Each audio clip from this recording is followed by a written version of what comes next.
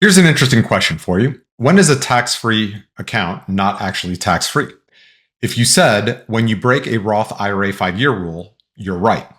The Roth IRA is one of the most powerful retirement tools out there. Tax-free growth, tax-free withdrawals. But the IRS doesn't just hand that out without a few strings attached.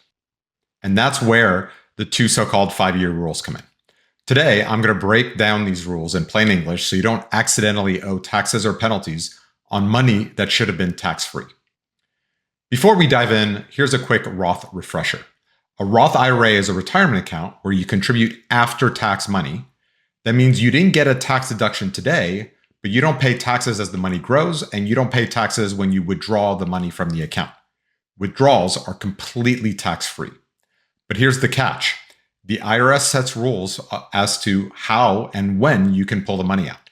And that's where not one, but two 5-year rules come in. Let's start with the main 5-year rule, which is pretty simple. You have to wait 5 years after your very first Roth IRA contribution before you can withdraw earnings tax-free. So if you open your first Roth in 2025, even if you contribute to it on April 15th, 2026, which you're allowed to do for the 2025 tax year, your 5-year clock actually starts on January 1st of 2025. That's great news because the clock starts a lot earlier than you might have thought. And once you've started that clock with your very first Roth IRA, it applies to all your future Roth IRAs that you ever open. You only have to pass this test once. However, there is a second 5-year rule that applies to Roth conversions. If you convert money from a traditional IRA into a Roth IRA, the IRS gives each single conversion its own 5-year clock. Why? Because they don't want people using conversions as a backdoor way to pull money out early and without paying penalties. So each conversion amount must stay in your Roth for at least 5 years before you can withdraw it penalty-free. Now, once you're over 59 and a half, you don't have to worry about this second rule. So let's say you're 35 and you see the need to potentially access your IRA money early, before you're 59 and a half. You might consider sending some of those pre-tax IRA dollars to a Roth so you can get the clock ticking. You'll pay current income tax on the conversion, but you'll be able to access those dollars possibly decades early and without penalty. Let's go through this table to clarify.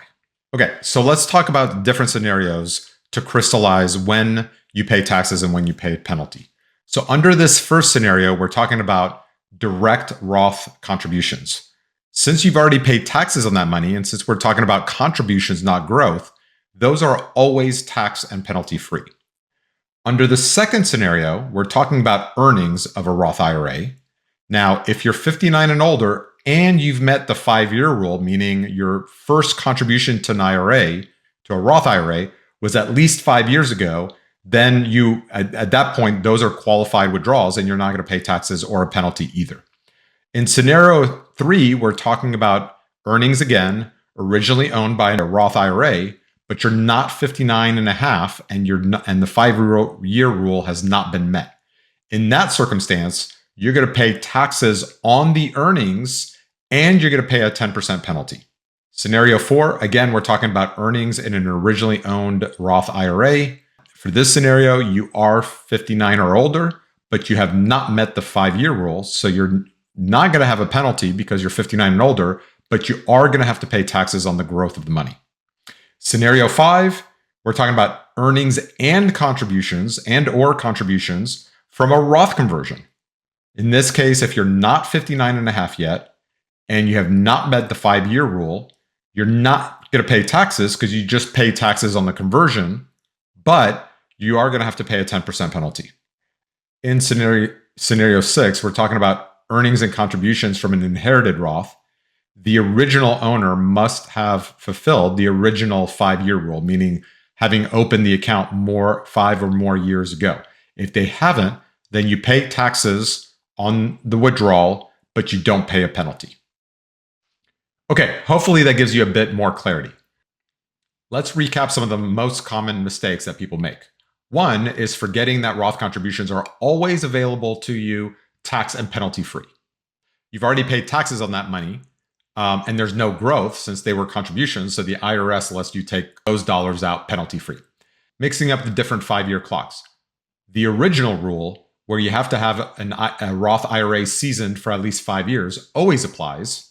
And then the second 5-year rule, which applies to people pre 59 and a half and on each conversion. The last way people get tripped up is by assuming all withdrawals are tax-free and not checking if they're actually taking a qualified withdrawal. If you avoid these mistakes, you'll keep your Roth strategy running smoothly. So here's the bottom line. The Roth IRA 5-year rules can easily trip you up. Make sure you get a second opinion when you're moving money around. Thanks for watching, and if this was helpful, please subscribe to our channel for helpful wealth ideas.